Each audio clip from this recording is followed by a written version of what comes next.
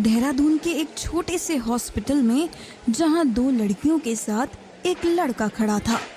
पहली लड़की बहुत डरी हुई लग रही थी।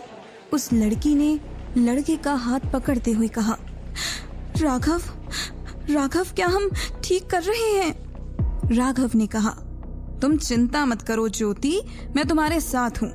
वैसे भी इतना ज्यादा समय नहीं लगेगा। और तुम धैर्य को साथ क्यों लाई हो? ज्योति ने चिढ़कर धैर्य की तरफ देखते हुए कहा, मैं क्या करती पता नहीं। मम्मी के कौन से रिश्तेदार की बेटी है, जब से मिली है मेरे गले ही पड़ गई है। जब से आई है तब से मुझसे चिपकी हुई है। राघव ने धैर्य की तरफ देखा। वो एक छोटी सी लड़की थी जो नीले रंग का सलवार सूट पहनकर बैठी थी। उसकी काली आंखें काफी सुंदर थी और वह किसी अप्सरा से कम नहीं लग रही थी। मानो सारी दुनिया की खूबसूरती उसमें समाई हुई थी। राघव ने मन में कहा, यह अभी इतनी सुंदर है तो बड़ी होकर तो ये कयामत लगेगी।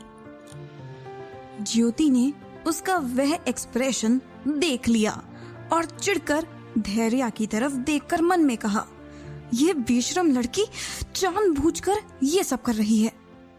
तभी वहां एक नर्स आई और वो ज्योति को अपने साथ ले जाने लगी। ज्योति ने जाने से पहले राघव को घूरकर देखते हुए कहा, खबरदार जो तुम उस गांव की लड़की के पास गए तो। राघव ने कहा, तुम चिंता मत करो बेबी, मैं यही हूँ। कोई भी प्रॉब्लम हो तो तुम मुझे बुला सकती हो। वह नर्स ज्योति को रूम में ले गई। लगभग 1 घंटे बाद नर्स ने राघव को अंदर बुलाया। ज्योति सिर झुकाए बैठी हुई थी। लेडी डॉक्टर ने राघव से कहा, सॉरी सर, पर मैम ये प्रोसेस नहीं कर सकती। यह सुनकर राघव चौंक गया था। तभी डॉक्टर ने फिर से कहा, क्योंकि मैम पहले से ही प्रेग्नेंट है।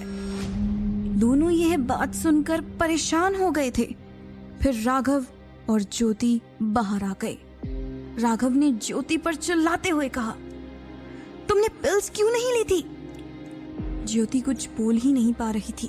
तो राघव ने फिर कहा, अब हम उस कॉन्ट्रैक्ट का क्या करेंगे? ज्योति वहीं बेंच पर बैठ गई और कुछ सोचने लगी। तभी धैर्य उसके पास आई और कहा, दीदी हम घर कब जाएंगे? जैसे ही ज्योति ने सिर उठाकर धैर्य को देखा तो उसके चेहरे पर एक शैतानी मुस्कुराहट आ गई। उसने धैर्य से बड़े ही प्यार से कहा, हम थोड़ी ही देर में जाएंगे, तुम यहाँ बैठो। फिर वो राघव का हाथ पकड़कर दूर खड़ी होकर उससे कुछ बात करने लगी। ज्योति ने कहा, क्या हुआ अगर मैं ये नहीं कर सकती? तुम उसे देख रहे हो, वह हमारे लिए ये काम करेगी। राघव ने उस ओर देखा। जहां ज्योति कह रही थी वहां धैर्य बैठी हुई थी। राघव ने हैरानी से ज्योति को देखते हुए कहा, तुम ऐसा कैसे कर सकती हो? वह तुम्हारी बहन है ना? ज्योति ने चिढ़ते हुए कहा, किसने कहा? वह मेरी कुछ नहीं लगती है। वह सिर्फ हमारे पुराने गांव की पड़ोस में रहने वाली लड़की है जिसे घूमने के लिए यहाँ भेजा गया है। देखो, हमारे पास और कोई दूसरा रास्ता नहीं है। हम पैसे ले चुके हैं। राघव को धैर्य पर दया आ रही थी। उसने ज्योति से कहा, ज्योति वह सिर्फ 17 साल की है। ज्योति ने गुस्से से राघव को देखते हुए कहा, तो तुम चाहते हो कि मैं वह सारे पैसे वापस कर दूं? तुम मुझे बताओ, क्या वह सारे पैसे अभी भी हमारे पास हैं? हमने उसमें से आधे खर्च कर दिए हैं। अब यही हमारा लास्ट ऑप्शन है। राघव ने हार मानकर उसकी बात मान ली। फिर वो लोग धैर्य के पास गए। ज्योति ने बड़े ही प्यार से धैर्य से कहा, सुनो, जब हम हॉस्पिटल आए हैं तो तुम्हारा भी चेकअप करा लेते हैं। क्या पता तुम्हारी तबीयत ठीक ना हो। वैसे भी तुम कितना काम करती हो। धैर्य जब से ज्योति के घर आई थी, ज्योति उससे घर का सारा काम कराती थी। धैर्य ने ज्योति को मना करने की बहुत कोशिश की, पर ज्योति जबरदस्ती उसे उस रूम में ले गई। राघव ने पहले ही अंदर जाकर डॉक्टर और स्टाफ को पैसे दे दिए थे जिससे वह उनका काम करते। धैर्या को कुछ समझ नहीं आ रहा था, इतनी सारी मशीनों में उसे क्यों लटाया गया था। उसने डॉक्टर से भी पूछा पर उन्होंने सिर्फ इतना ही कहा, बड़े हॉस्पिटल में ऐसे ही इलाज होता है। धैर्या एक छोटे से गांव की थी, इसीलिए उसे शहर के बारे में ज्यादा कुछ नहीं पता था और वह मान गई। लगभग 2-3 घंटों के प्रोसेस के बाद काम हो गया। डॉक्टर ने ज्योति और राघव को धैर्या का खास ख्याल रखने को कहा। फिर वह लोग घर चले गए। ज्योति की माँ शोभा ने जैसे ही तीनों को अंदर आते देखा, वह पहले तो खुश हुई, फिर उन्होंने जैसे ही धैर्या को देखा, उनके चेहरे की सारी खुशी उड़ गई और उन्होंने गुस्से में कहा, तुझे बोला था ना घर में कितना काम है, पर नहीं, तुझे तो बाहर घूमना है। अब जल्दी जा और सारा काम कर। धैर्या सिर झुकाकर अंदर जाने लगी तो ज्योति ने उसका हाथ पकड़ते हुए कहा, माँ क्या कर रहे हो, उसकी तबीयत खराब है। डॉक्टर ने उसे आराम करने को कहा है, अब आप उससे कुछ काम मत करवाओ। शोभा ने हैरानी से अपनी बेटी की तरफ देखा क्योंकि सबसे ज्यादा नापसंद धैर्या को उनकी बेटी ही करती थी। उसे धैर्या की खूबसूरती बिल्कुल पसंद नहीं थी, पर उन्होंने ज्यादा सवाल नहीं किए, बस घूरकर धैर्या को देखा और अंदर चली गई। ज्योति ने धैर्या को उसके कमरे में जाकर आराम करने के लिए कह दिया था और फिर राघव और ज्योति एक दूसरे को देखकर मुस्कुराने लगे। 2 हफ्ते बाद वो लोग फिर उसी हॉस्पिटल में गए। अंदर डॉक्टर धैर्या को चेक कर रही थी। राघव ने ज्योति को देखते हुए कहा, उसे कुछ पता तो नहीं चलेगा। ज्योति हंसते हुए कहने लगी, उसे क्या पता चलेगा, वह तो गंवार है, उसे तो अभी तक ये नहीं पता चला कि उसके साथ हुआ क्या था, तो अब क्या पता चलेगा। तभी वो डॉक्टर निकलकर अपने कैबिन में चली गई और राघव और ज्योति भी उनके पीछे पीछे चले गए और कैबिन में जाकर डॉक्टर के सामने बैठ गए। डॉक्टर ने एकदम सीरियस लुक के साथ कहा, प्रोसेस सक्सेसफुल रहा, अब वह तैयार है। यह सुनकर ज्योति और राघव बहुत खुश हो गए थे। डॉक्टर ने कुछ दवाइयाँ उन्हें लिखकर दे दी और कहा, यह दवाइयाँ उसे जरूर देना क्योंकि उसकी उम्र अभी बहुत कम है, उसकी बॉडी बहुत कमजोर है, पर जो भी हो आपने उस लड़की के साथ अच्छा नहीं किया है। यह कहते वक्त डॉक्टर के चेहरे पर एक उदासी थी। ज्योति ने चिढ़ते हुए डॉक्टर को देखकर कहा, आप ऐसा नहीं कह सकती, आपने पैसे लिए हैं इसके लिए और आप इस बात को किसी को नहीं बता सकती हैं। इस बात का खास ख्याल रखें। डॉक्टर ने एक नजर ज्योति को देखा और वापस अपना काम करने लगी।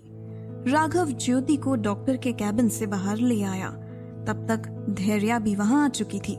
उसने पूछा, दीदी हम वापस हॉस्पिटल क्यों आए हैं? मेरी तबीयत बिल्कुल ठीक है। ज्योति ने एक नकली मुस्कान के साथ कहा, नहीं धैर्या, डॉक्टर ने तुम्हें आराम करने को कहा है। और फिर वो उसे वहां से लेकर चली गई। लगातार 2 हफ्तों तक धैर्या की तबीयत काफी खराब रही। उसे रोज उल्टियां होने लगी थी और चक्कर भी आ रहे थे। उसे भूख भी नहीं लगती थी। ज्योति इन सब का कारण जानती थी, इसीलिए उसने धैर्या की तबीयत पर ज्यादा ध्यान नहीं दिया। एक दिन राघव को एक कॉल आया। दूसरी तरफ से किसी ने कहा, हमें माफ कर दीजिए, अब हमें उनकी जरूरत नहीं है। माफी के तौर पर आपको आपके दिए गए अमाउंट से डबल पैसे दिए जाएंगे। यह सुनकर राघव बुरी तरह हैरान हो गया था। उसने उन्हें समझाने की बहुत कोशिश की, पर वह लोग नहीं माने।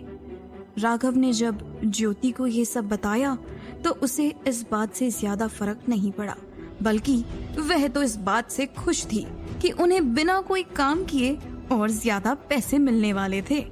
राघव ने ज्योति से कहा, ज्योति धैर्य का क्या होगा? उसे तो कुछ नहीं पता है। अब हम क्या करें? ज्योति ने चिढ़ते हुए राघव को देखा और कहा, तुम्हें धैर्य की बहुत चिंता है।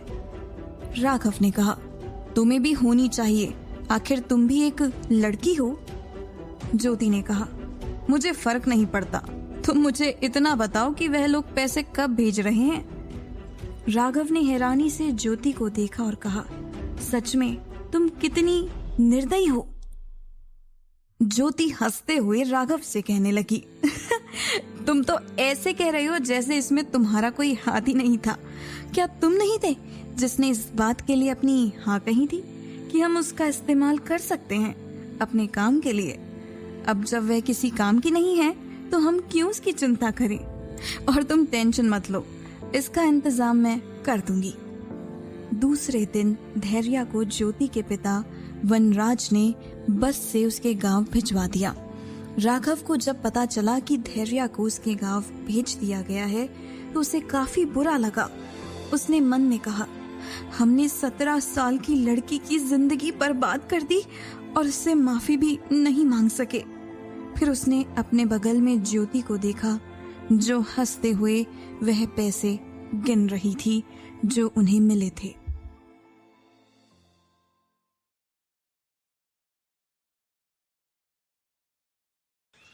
धैर्य जैसे ही बस से उतरी तो उसने देखा सामने बड़े बड़े अक्षरों में लिखा हुआ था, रामगढ़ में आपका स्वागत है। धैर्य ने अपना बैग लिया और ऑटो से अपने घर के लिए निकल गई। गांव छोटा सा था, यहाँ छोटे छोटे बाजार लगे हुए थे। कुछ लोग अपनी गायों को चराने ले जा रहे थे तो कुछ खेत से वापस घर जा रहे थे। हर जगह हरियाली ही हरियाली थी। वहाँ एक सुकून स्पष्ट रूप से महसूस किया जा सकता था। धैर्य एक छोटे से घर के पास जाकर रुकी और बाहर से ही आवाज देने लगी, अम्मा देखो मैं आ गई। अंदर से एक 35 साल की औरत बाहर आई और कहने लगी, लाड़ो तू आ गई, मुझे लगा शहर जाके तू तो हमें भूल ही गई। धैर्य ने अपनी माँ लीला के गले लगकर कहा, हम आपको कैसे भूल सकते थे, सबसे ज्यादा तो हमें आपकी याद आई शहर में। तभी अंदर से किसी की आवाज आई, भाई अम्मा को ही याद किया जाता है, बाबा को तो कोई याद ही नहीं करता। प्रमोद साहू बाहर आते हुए बोले। जैसे ही धैर्य ने उन्हें देखा उसकी आंखों में आंसू आ गए। प्रमोद जी ने उसके आंसू पोंछते हुए कहा, मेरी लाडो तू आते ही रोने लगी, चल अंदर। फिर वो तीनों अंदर चले गए। घर काफी छोटा था। अंदर लकड़ी के बनी हुई कुछ कुर्सियां रखी थी। धैर्य जाकर एक कुर्सी पर बैठ गई। तभी अचानक से उसे अपने पेट में हलचल महसूस होने लगी। वह तुरंत उठकर बाथरूम में गई और उल्टी करने लगी। लीला जी धैर्य की ऐसी हालत देखकर काफी परेशान हो गई थी। उन्होंने प्रमोद जी से कहा, देखिए उसकी तबीयत खराब लग रही है, वैद्य जी को बुला ले। प्रमोद जी ने कहा, अरे सफर से आई है इसीलिए ऐसा हो रहा है, तुम चिंता मत करो। धैर्य ने खुद को आईने में देखते हुए खुद से कहा, हमें हो क्या रहा है, इतने दिनों से उल्टियां हो रही हैं, क्या एक बार वैद्य जी को दिखा दें? फिर कुछ सोचते हुए बोली, नहीं नहीं रहने देते हैं, अम्मा और बाबा परेशान हो जाएंगे। ऐसे ही 4-5 दिन निकल गए और धैर्य की तबीयत में कोई सुधार नहीं हो रहा था। प्रमोद जी और लीला काफी परेशान थे। एक दिन गांव की शादी में धैर्य और उसका परिवार भी गया हुआ था। गांव के एक बड़े चौपाल में शादी रखी गई थी। पूरा गांव उसमें शामिल हुआ था। शादी खत्म होते होते धैर्य की तबीयत फिर खराब होने लगी थी। वह एक पेड़ के पास खड़ी होकर उल्टियां कर रही थी। गांव के लोगों का ध्यान जब उस ओर गया तो उसको उल्टियां करते देख लोग तरह तरह की बातें बनाने लगे। तभी एक बूढ़ी औरत धैर्य के पास गई और उसकी पीठ सहलाते हुए उसका हाथ पकड़ने लगी। जैसे ही उसने उसका हाथ चेक किया, वह 2 कदम पीछे हट गई और जोरों से चिल्लाने लगी। हाय, अनर्थ हो गया, इस लड़की को निकालो यहाँ से। किसी को कुछ समझ नहीं आ रहा था। तभी गांव के सरपंच आगे आए। उन्होंने उस बूढ़ी औरत से पूछा, क्या हुआ है? तो उसने बताया, अरे, इस लड़की ने पाप किया है, यह 1.5 महीने से पेट से है। हर कोई ये सुनकर हैरान हो गया था। धैर्या वहीं जमीन पर बैठ गई। लीला और प्रमोद जी बूढ़ी औरत की बात सुनकर सदमे में चले गए थे। सभी मिलकर उनके परिवार को गांव से निकालने की बातें करने लगे थे। सरपंच ने कहा, हम इस लड़की को गांव में नहीं रहने दे सकते। यह बालिका भी नहीं हुई थी और इसने इतना बड़ा पाप कर दिया। आपके परिवार को इस गांव से बहिष्कृत किया जाता है। तभी धैर्या उठकर खड़ी हुई और आंखों में आंसू लिए कहने लगी, यह हमारी गलती है, हम इसके जिम्मेदार हैं। हमारे अम्मा और बाबा को इसका दोष ना दे। हम यहाँ से अभी चले जाएंगे और कभी इस गांव में कदम नहीं रखेंगे। ये कहकर वो वहां से जाने लगी। लीला उसे रोकने के लिए आगे बढ़ने लगी तो प्रमोद जी ने उसका हाथ पकड़ लिया। उनकी आंखों में भी आंसू थे, फिर भी उन्होंने गुस्से में कहा, आज से तुम मेरी बेटी नहीं हो। मेरी बेटी ऐसी हो ही नहीं सकती। मैंने उसे ऐसे परवरिश नहीं दी थी। जीवन में कभी तुमने अपना चेहरा दिखाया तो याद रखना, तुम मेरा मरा हुआ मुंह देखोगी। निकल जाओ यहाँ से। धैर्या तो पहले ही वहां से जा रही थी, पर यह शब्द सुनकर उसके शरीर से मानो जान ही निकल गई। वह बेसुध होकर वहां से चली गई। उसे खुद नहीं पता था कि वह कहां जाने वाली थी। वहां से निकलकर वो एक बस में बैठ गई। जब बस चलने लगी तो उसने रामगढ़ को पीछे छूटते हुए देखा और रोते हुए कहने लगी, अम्मा, बाबा, मुझे माफ करना। मैं नहीं जानती कि मेरे साथ क्या हुआ है, पर आपकी बेटी ने ऐसा कुछ नहीं किया है जिससे आपको शर्मिंदगी महसूस करनी पड़े। अब मैं यहाँ तब आऊंगी जब मेरे पास आपके सवालों के जवाब होंगे। बस रफ्तार में चलती रही। कई घंटों बाद जब वह बस रुकी गई तो धैर्या बस से बाहर आई। उसने देखा कि सुबह के 5 बज रहे हैं। आसमान में हल्की हल्की रोशनी दिखाई पड़ रही थी। धैर्या आगे बढ़ते हुए सब जगह को ध्यान से देखने लगी। तभी उसे एक बोर्ड दिखाई दिया जिस पर लिखा था, लव यू इंदौर। हाँ, धैर्या इंदौर पहुंच चुकी थी, जहां उसकी नई जिंदगी शुरू होने वाली थी। जब वो फुटपाथ पर चल रही थी तो हर कोई उसे ही देख रहा था। धैर्या इस वक्त एक नारंगी रंग का लहंगा पहनी हुई थी और हाथों में काफी सारी चूड़ियां डाल रखी थी। वह बेसुध हालत में आगे बढ़ती जा रही थी। वहीं एक ब्लैक कलर की कार साइड में खड़ी थी, जिसके अंदर से एक इंसान कब से धैर्या को ही देख रहा था। उसने अपने आगे बैठे इंसान को कुछ ऑर्डर दिया तो एक इंसान कार से बाहर जाकर धैर्या के सामने खड़ा हो गया। धैर्या को जब अपने ऊपर किसी की परछाई महसूस हुई तो उसने ऊपर देखा। उसके सामने एक काले कलर के कपड़ों में हट्टा बट्टा इंसान खड़ा था, जो देखने में काफी डरावना था। धैर्या ने अपने कदम पीछे लेते हुए कहा, दूर दूर, हमसे दूर रहो, और वहां से भागने लगी।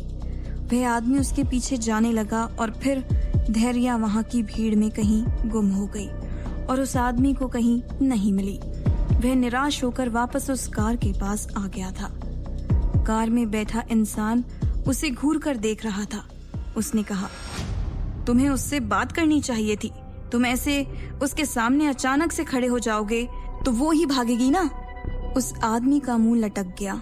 फिर उसने धीरे से कहा, सॉरी बॉस, मेरी मिस्टेक थी। यह कहकर कार में बैठा और कार आगे चलने लगी। कार में बैठा आदमी अभी भी भीड़ में धैर्या को ही ढूंढ रहा था। इधर धैर्या एक छोटी सी दुकान के पीछे छिपकर खड़ी थी और अपनी सांसों को काबू करने की कोशिश कर रही थी। दुकान वाले ने जब धैर्या को अपनी दुकान के सामने खड़ा देखा तो वह उसे वहां से भगाने लगा। धैर्या वहां से निकलकर सीधी जाने लगी। उसे तो खुद नहीं समझ आ रहा था कि वह कहाँ जाए। दिन भर घूमते रहने के बाद धैर्या जाकर एक पार्क में बैठ गई।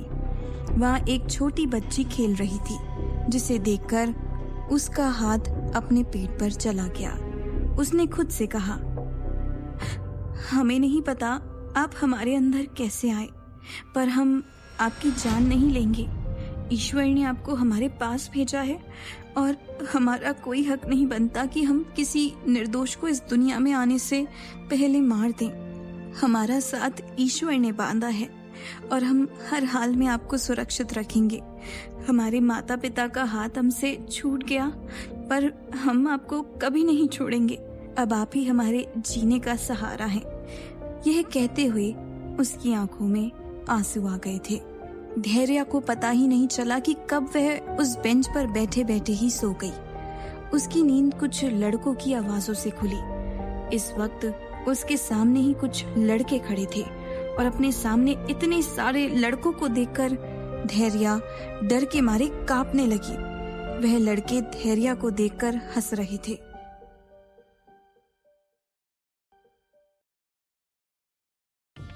धैर्या अपने सामने इतने सारे लड़कों को देखकर घबरा गई थी। उसकी तो ऐसी हालत हो गई थी कि वह हिल भी नहीं पा रही थी। उनमें से एक लड़का आगे आया और उसने धैर्या को देखते हुए कहा, भाई कमाल का माल मिला है आज, देख तो इसकी कमर क्या कसब लग रही है। धैर्या ने जो लहंगा पहना था उसका दुपट्टा खिसकने से उसकी कमर दिख रही थी। उसने जल्दी से उसे ठीक किया और खड़ी हो ही रही थी कि तभी एक लड़के ने उसके कंधे पर हाथ रखकर उसे वापस वहीं बैठा दिया और बाकी सारे लड़के यह देखकर हंसने लगे। धैर्या ने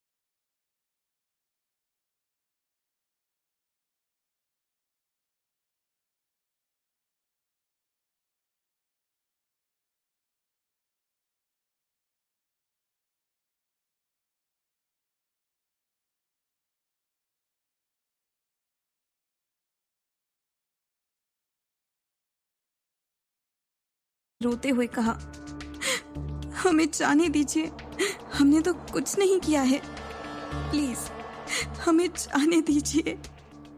उन्हीं लड़कों के बीच एक लड़के ने हंसते हुए कहा, भाई सुन तो इसकी आवाज कितनी मीठी है, इसको तो सबसे पहले मैं ही टच करूंगा। तभी एक